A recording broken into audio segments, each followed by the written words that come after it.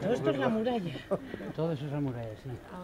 Fue el año pasado y le hicieron de adobe con cubierta. Esto estamos ahora intentando aquí, todo lo más blanquecino es lo que estaba cubierto de tierra, que lo hemos quitado, ¿sí? El escalón. Con lo cual también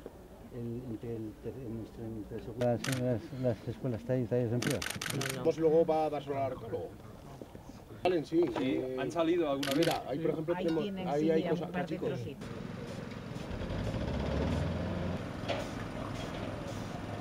Está ubicado aquí al fondo, pues porque es muy pequeño, tiene un programa, es el mínimo, son unas cubiertas inclinadas.